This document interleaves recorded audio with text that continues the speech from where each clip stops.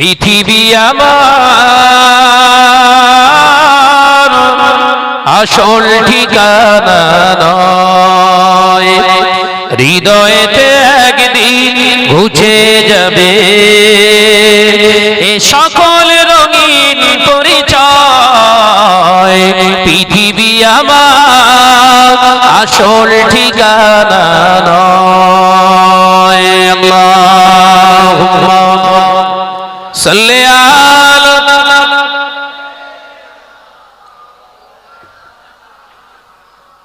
মাশাআল্লাহ আরদুরি ওয়া আলা আলিহি।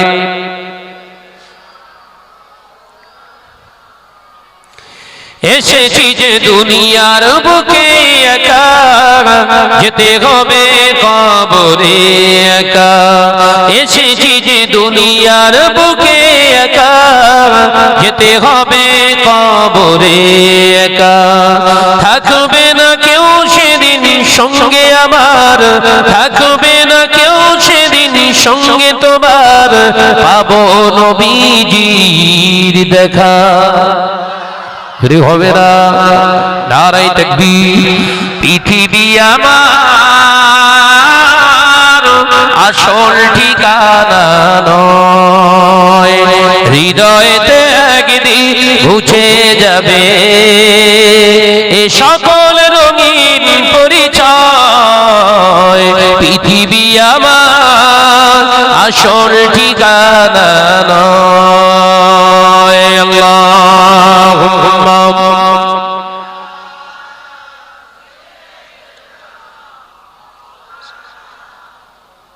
ওয়া আলা আলিহি।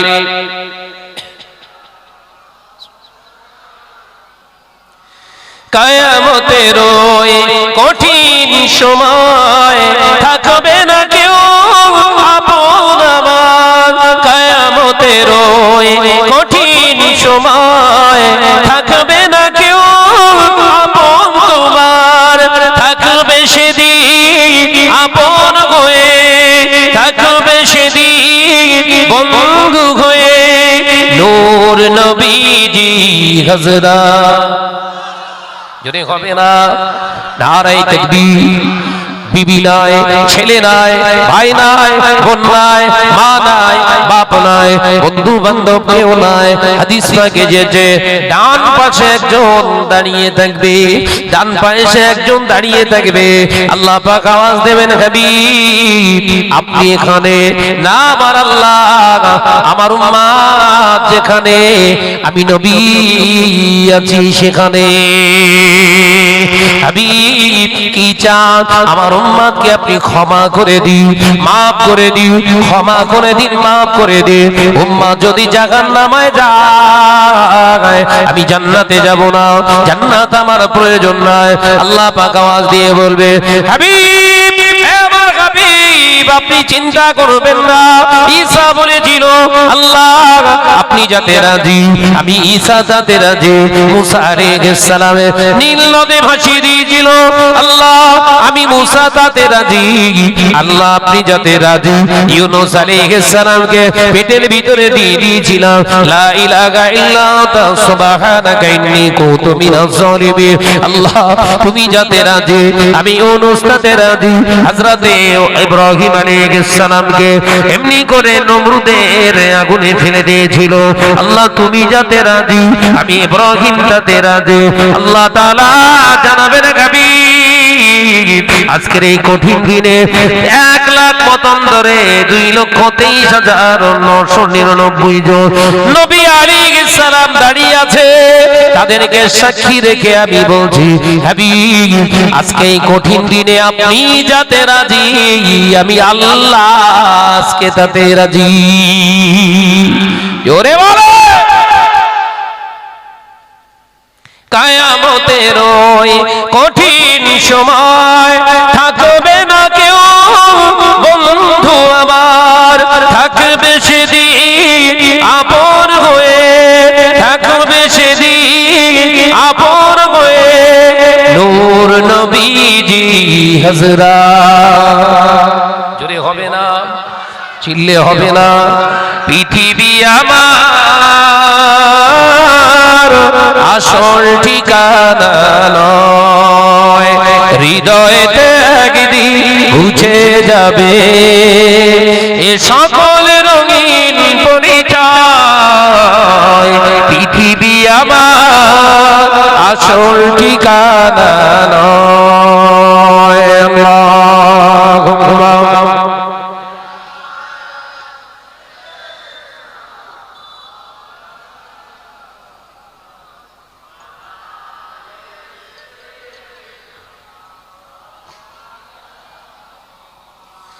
ও নজনেরা, যুবকেরা, ছেলেরা, বাচ্চারা, আলোচনা বোঝাতে চেয়েছিলাম আল্লাহ নবী দিন ও দুনিয়ার বাদশাহ হাবিবুল্লাহকে, নবী জনাবে মুহাম্মদুর রাসূলুল্লাহকে সাল্লাল্লাহু আলাইহি ওয়াসাল্লাম পাক জবানে জানিয়ে দিয়ে গেলেন উম্মতেরা মসজিদ বানাবে আল্লাহর খুশির জন্য নয়, দাম বাড়ানোর জন্য। ইগল লড়াই হবে কার মসজিদ কতটা ভালো করা যায়। অথচ আমি রাসূলুল্লাহ জানিয়ে দিয়ে গেলাম মসজিদের ভিতরে তারা ঢুকবে ইবাদতের জন্য, দুনিয়ার কথায় ব্যস্ত হয়ে যাবে। মসজিদ হবে খুব ফিনিশিং। মসজিদগুলো দেখছেন কিরাম হচ্ছে। মসজিদ কমিটির সামনে যদি গিয়ে একবার ধরা হয়, ভাই এই যে মসজিদ টোটাল করেছিস সব হালাল টাকা আসতো, তোমারও তো কথা বুঝেছে। নামাজ পড়তে এসছো, নামাজ পড়ো, চল যাও, পছন্দ না হলে পড়তে হবে। মসজিদ হালাল টাকা না হারাম টাকা তোমার জেনে কি হবে? 1 টাকা দেওয়ার তো মুরদ নাই, 2-4 কথা উল্টো ঝেড়ে দিল। এক জায়গায় জলসা করতে গিয়েছি, একজন এসে বলছে ভাইজান 77 লক্ষ টাকা খরচ করে একটা মসজিদ বানাচ্ছি। তোর ঘরের চাল এখনো ঠিক হয়নি, সব খড়ের চাল, 77 লাখ টাকা পেয়েছিস কোথায়? আর হুজুর আমরা একটা ট্রাস্টের টাকা পেয়েছি। কিসের টাকা? একটা বিদেশের ট্রাস্টের টাকা পাঠিয়েছে আমাদের, ওই টাকায় হবে। কি বলছে? ট্রাস্টের টাকায় মসজিদ বানাবে। আর বলবি তো বল, ঠিক বলেছে আমার সামনে। ওয়াজ কি হবে? ট্রাস্টের টাকায় মসজিদ বানানো যাবে কিনা ওয়াজ হচ্ছে। ওয়াজ করে নামার পরে বলতেছে আপনার সঙ্গে কথা বলায় পাপ হয়ে। কি বলছে? আমি বললাম শরিয়াতের দলিল দিয়ে আদাল্লাহ দিয়ে কথা বললাম যে আন্দাজে কেউ টাকা দিচ্ছে, সেই টাকার তদন্ত না নেওয়া পর্যন্ত মসজিদ তৈরি করা বৈধ নয়। এটা শরিয়াতের কথা। ওরা বলছে ভাইয়ের সঙ্গে বলায় পাপ হয়ে গেছে, আমার সঙ্গে কথা বলাও পাপ।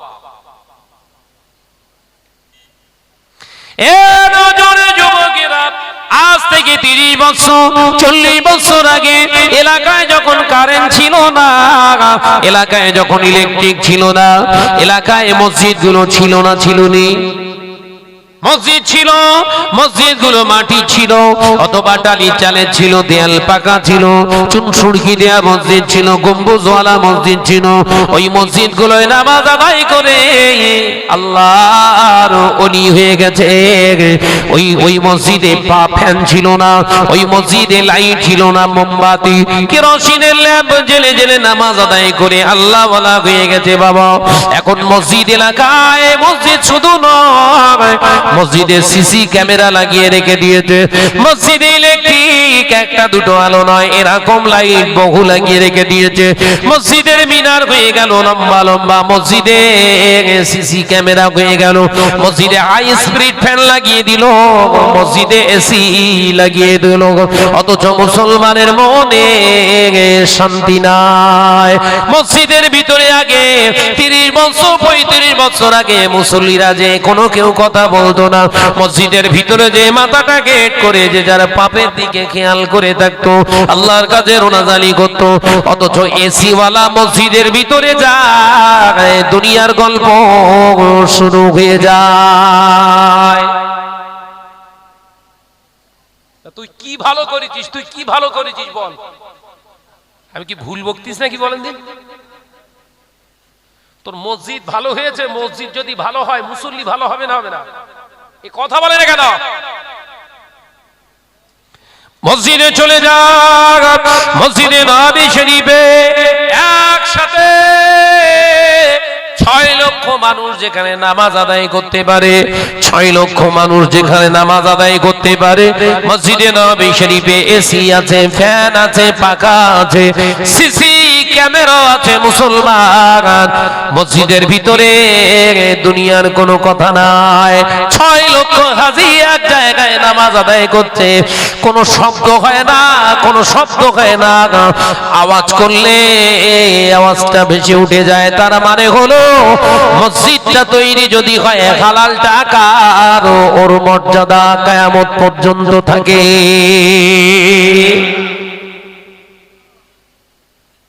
অবাক হয়ে গেলাম, মসজিদে নববী শরীফে 6 লক্ষ মানুষ একসঙ্গে নামাজ আদায় করে। একবার জোরে বলুন। এত বড় মসজিদ, মানে মসজিদের গ্রাউন্ডের কথা বলিনি, গ্রাউন্ডে প্রায় 11 থেকে 12 লক্ষ মানুষ নামাজ পড়ে। একবার জোরে বলবেন না সুবহানাল্লাহ।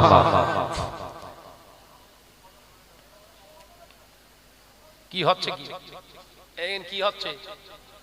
এনা মাইক দিয়া, মাইক্রোফোন কর্ডলেস থাকে তো এখানে এটা দিয়া।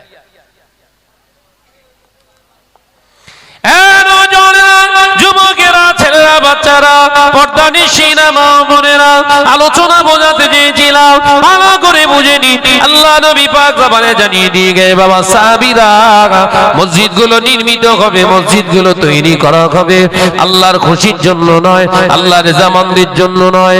এবং দ্বিতীয় নাম্বার হলো মসজিদে মুসল্লিরা নামাজ আদায় করতে যাবে, মসজিদে ডান পারে কে দোয়াও তারা পড়বে, আল্লাহুম্মা আফতালি আবওয়াবা রাহমাতিক। এর মানে হলো, হে আমার আল্লাহ, আমার জন্য তোমার রহমতের দারুল মুক্ত করে দাও, খুলে দাও।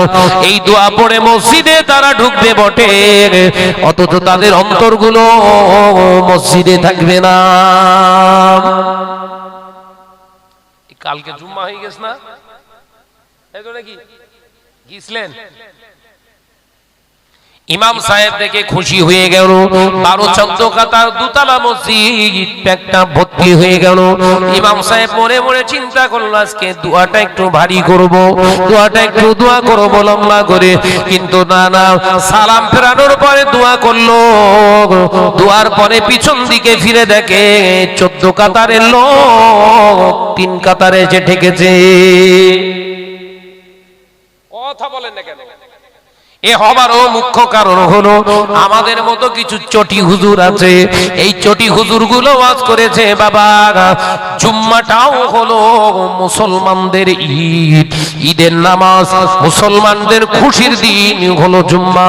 শুধু দুটো ঈদ, ঈদ নয়, জুম্মাটাও হলো ঈদের দিন।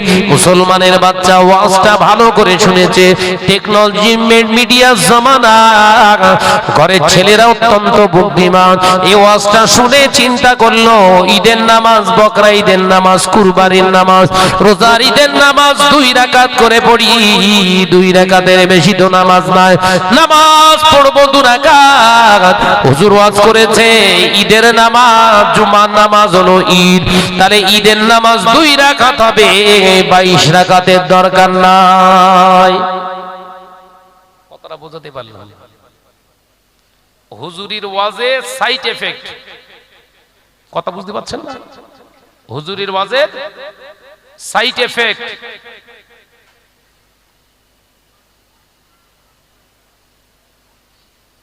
মাশাআল্লাহ, শ্রদ্ধেয় ভাজন আলাহাজ হযরত মাওলানা ভাইজান আজিজুর রহমান সাহেব এসে গেছে।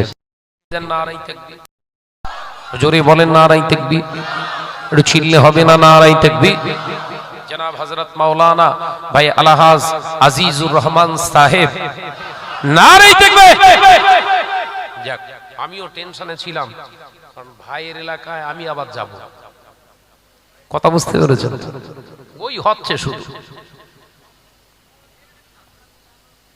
হ্যাঁ, যত লাভ সব মৌলানা মলি সাহেব। আমি এই কথাটাই স্বীকার করে নি, লাভ আমাদের হচ্ছে, তো আমরা একা লাভলে কি করব? আমার একদিনই জলসা একদিন করিয়ে দেন, কথা বলছেন না? আমি অ্যাকসেপ্ট করি কথাটা, যে যা লাভ হচ্ছে সব হুজুরগা। আমিও বলি ঠিক বলেছিস বাবা। তা আমার ওই একদিনের জলসার টাকা যা দেবে তার থেকে ডবল টাকা আমি দেবো, তুই আমার ওই 4.5 ঘন্টা একটু বক,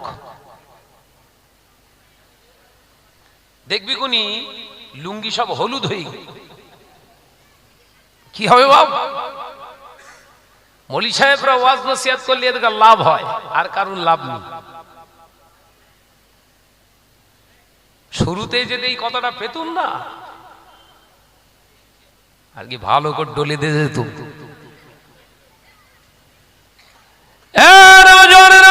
যুবকেরা, ছেলেরা, বাচ্চারা, পর্দানিশীরা, মা বোনেরা, আল্লাহ নবী পাক জবানে জানিয়ে দিয়ে গেলে, ও বাবা সাহাবীরা শুনে রেখে দাও, জেনে রেখে দাও, আলেমে রব্বানি, আলেমে হক্কানি যে এলাকায় যায়, যে এলাকা দিয়ে যায়, ওই আলেমের কতটা উপকার হয় না হয় রাসূলুল্লাহ বললেন না? যে এলাকায় আলেমে রব্বানি উপস্থিত হয় যায়, আল্লাহর আলেম বান্দার ওসিলায় ওই এলাকার কবরস্থানের আযাব আল্লাহ মাফ করে দেয়। আর একটু জোরে বলুন সুবহানাল্লাহ। ফায়দাটা মাওলানার হলো না, দুনিয়ার মানুষের যা লাভ হচ্ছে শুধু বলিস।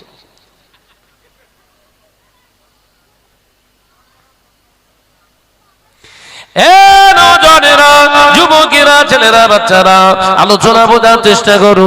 আল্লাহ নবী দিন ও দুনিয়া বাদশাহ হাবিবুল্লাহকে, নবী জনাবে মুহাম্মদ রাসূলুল্লাহকে সাল্লাল্লাহু আলাইহি ওয়াসাল্লাম নবী আমার পাক জবানে জানিয়ে দিয়ে গেলে, মুসল্লিরা নামাজ আদায় করতে যাবে, মুসল্লিরা নামাজ আদায় করতে যাবে মসজিদে, অথচ তাদের অন্তরটা থাকে বাইরে, তাদের অন্তরটা থাকবে বাইরে। ও বাবা সাহাবীরা, তাদের ইবাদত গুলো আল্লাহ দরবারের কবুল হতে চাইবে না। এ নওজওয়ানেরা, আল্লাহ নবী পাক জবানে জানিয়ে দিলেন, हर जगह में घूमना फिरना तो शेर के जैसा, मगर मस्जिद में जब दाखिल हो जाए मुसलमान तो हो जाए बिल्ली के जैसा।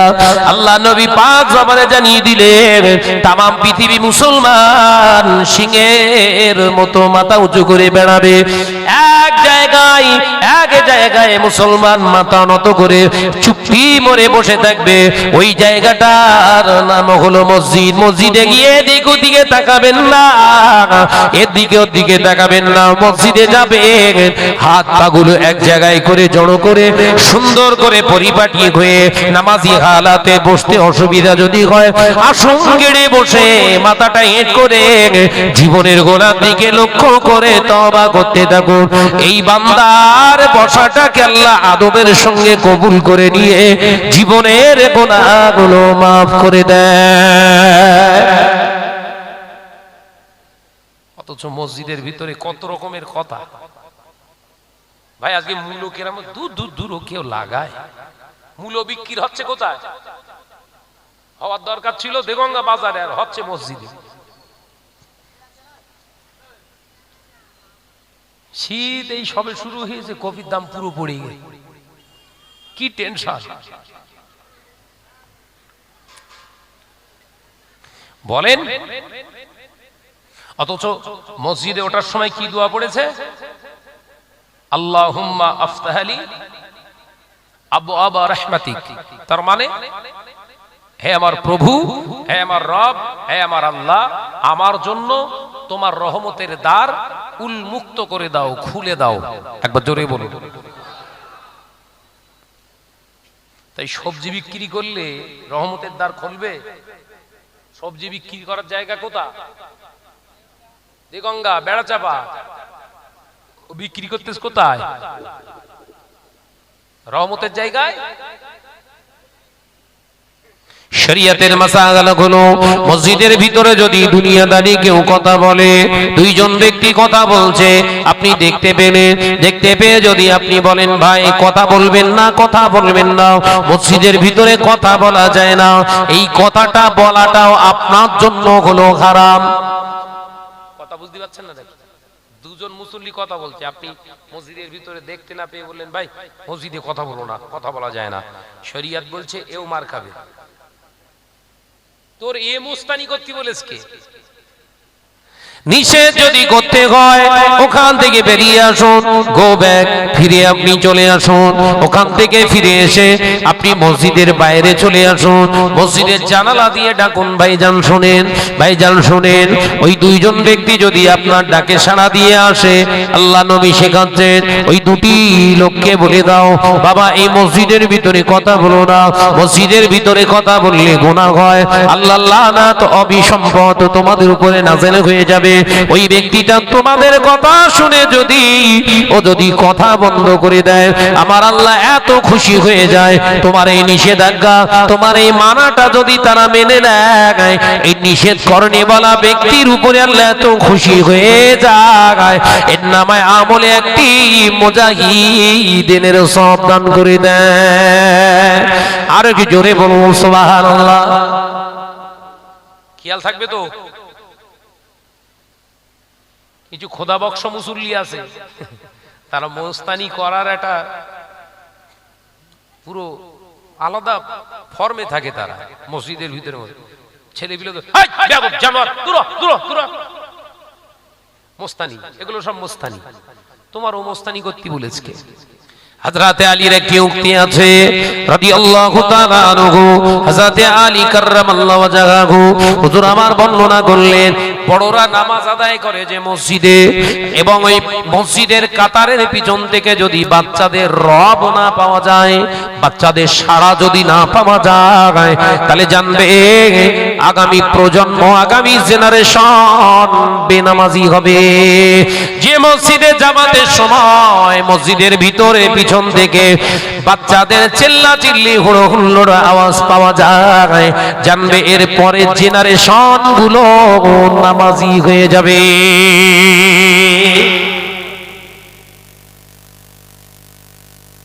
হেরেম শরীফে কাওয়া বাইতুল্লাহ চত্বরে সব মায়ের সঙ্গে বাপের সঙ্গে অনেক ছেলেরা বাচ্চারা যায় না, ওরা কি নামাজ পড়ে? দৌড়োদৌড়ি, খেলা, লাফালাফি, ঝাপাঝাপি, নিষেধ করা লোক নেই। একবার জোরে বলবেন না, নিষেধ করা লোক নেই।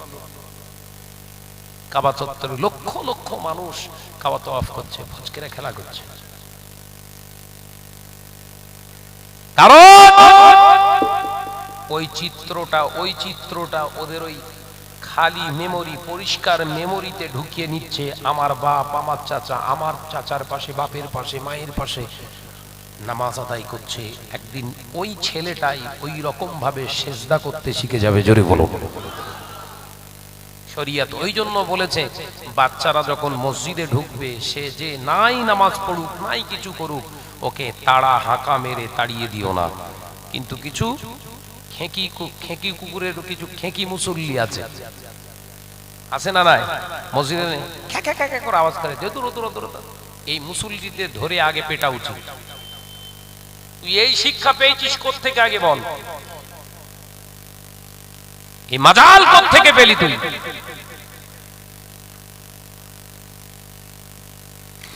ও নওজোয়ানেরা, যুবকেরা, ছেলেরা, বাচ্চারা, পর্দা নিশিনা মা বোনেরা, আল্লাহ নবী পাক জবানে জানিয়ে দিয়েন তৃতীয় নম্বর কারণ হবে ইবাদত না কবুল হবার কারণ, আমার উম্মাতের ভিতরে হারাম স্থান পেয়ে যাবে। সুদে টাকা খাটাবে, ঘুষে টাকা খাটাবে। আমার মুসলমান উম্মতি তারা হারাম নিয়ে জীবন যাপন করবে। নামাজ আদায় করবে, রোজা আদায় করবে, হজ আদায় করবে, যাকাত দেবে, গোপনে গোপনে গোপনে গোপনে সুদের সঙ্গে সম্পর্ক রাখবে। বাবা সাহাবীরা, এই নামাজির নামাজ আল্লাহর দরবারে কবুল হবে না। নবী তিনটে কথা বলেছে, বুঝতে পেরেছেন? তিনটে কথা। নাম্বার 1, মসজিদগুলো হবে বিরাট শান শওকাতে, মসজিদ হবে খুব সুন্দর, শান শওকত, কারুকার্যময়, কিন্তু এই মসজিদের ইবাদত আর কবুল হবে না। দ্বিতীয় নম্বর কি বললেন? মসজিদ ভর্তি মুসল্লি হবে, কিন্তু অন্তরটা থাকবে তাদের বাইরে। উদাহরণ দিলাম কি, জুম্মার আগে ইমাম সাহেব খুতবা পড়ার সময় দেখে মসজিদ ভর্তি, সালাম ফেরানো দুয়ার পরে দেখছে বলো বলো 3 কাতার, বাকি 11 কাতার গেল কোথা? ফুরুত। তার মানে মুসল্লি নামাজ আদায় করবে, অন্তরটা থাকবে বাইরে, কখন বেরিয়ে যাব।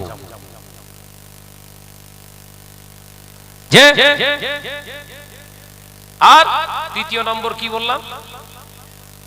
যত মুসল্লি যাবে তার মেজরিটি সংখ্যক মুসল্লি হারামের সঙ্গে সম্পর্ক থাকবে তাদের। অর্থাৎ কেউ মোটরসাইকেল কিনে রেখেছে ফাইন্যান্সে, মোবাইল কিনে রেখে দিয়েছে ফাইন্যান্সে, 4 চাকা গাড়ি কিনে রেখে দিয়েছে কিস্তিতে, ডাউন পেমেন্টে গাড়ি কিনে রেখেছে, নামাজও চলতেছে, সুদও চলতেছে, ওসব অহরহ। আমাদের মতো মলি সাহেবরাও ওয়াজ করছে, নতুন নতুন গাড়ি কিনছি, নতুন নতুন গাড়ি চেপে ঘুরতেছি। যদি জিজ্ঞাসা করা হয়, ভাই তোর গাড়ির স্মার্ট কার্ডটা, যেটাকে ব্লু বুক বলে, একবার চেক করে দেখি, ও দেবে না। জলসা করতে এসছি, জলসা করবো, ব্লু বুকের কি ব্যাপার? ধরা পড়ে যাবে। একটা গাড়ির দাম 15 লক্ষ টাকা, 17 লক্ষ টাকা, 19 লক্ষ টাকা, 25 লক্ষ টাকা, 27 লক্ষ টাকার গাড়ি আমি শাহানাত চেপে এসেছি। আমার গাড়ি আমি অতগুলো টাকা একসঙ্গে ইনভেস্ট করব? দরকার নেই, অতটা ইনভেস্ট করার কোনো প্রয়োজন নেই। অল্প টাকা, 4 লাখ টাকা দাও, 16 লাখ টাকার গাড়ি 4 লাখ টাকায় দিয়ে ডাউন পেমেন্টে গাড়ি, প্রতি মাস আসলেই কিস্তি দিলি কিস্তিমাত। আর আমি শাহানাত হজ করব বাবা, হারাম থেকে বাঁচো। হারাম খদ্দের কোন ইবাদত আল্লাহর দরবারে কবুল হয় না। এগো আমি শাহানাত যদি হারাম কবুল, আমার ওয়াজ আর কবুল হচ্ছে কি? লোকে কি বিচার করবে? আমার বিচার তো আমার করার দরকার। কথা বুঝতে পারেননি? সব প্লেয়ার ধরা পড়ে যাবে, আমারও চেক করতে পারেন, অসুবিধা নেই। কিন্তু আল্লাহ শুকর, আল্লাহ যতটুকু দেয় আল্লাহ শুকর করে আল্লাহর হুকুমের গোলামিত্ব করে চলার চেষ্টা করি। বুক ঠুকে কথা বলছি, বুঝতে পারেননি? আবাজি সাবধান হন, খুব কঠিন সিচুয়েশনে আমরা রয়েছি, ডেঞ্জার জোন আমাদের জন্য। আজকের সময় খুব ডেঞ্জার, খুব ভয়ানক। সুদ থেকে যদি বাঁচতে না পারেন, হারাম থেকে যদি বাঁচতে না পারেন, টোটাল ইবাদত কিন্তু বেস্ট অফ জিরো। ইবাদতের অঙ্কের ফল হবে জিরো। আল্লাহ আমাদের সকলকে এই সমস্ত খারাপিয়াত থেকে হেফাজত করেন, বলুন আমিন। আরো জোরে বলেন আল্লাহুম্মা আমিন। মহব্বত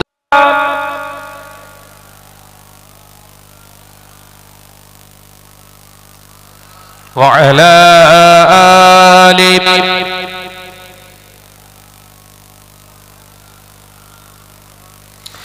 জোরে জোরে লা ইলাহা ইল্লাল্লাহ,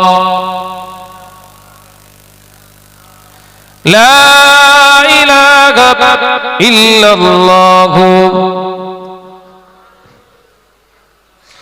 আল্লাহ আমার রব, এই রবি আমার সব। আল্লাহ আমার রব, এই রবি আমার সব। তনে মনে জনে বনে তারি অনুভব। জোরে হবে না, জোরে হলো না, চিল্লে হলো না, নারায়ে তাকবীর। আল্লাহ আমার রব, এই রবি আমার সব। তনে মনে জনে বনে তারি অনুভব, তনে মনে জনে বনে তারি অনুভব। আল্লাহ আমার রব, এই রবি আমার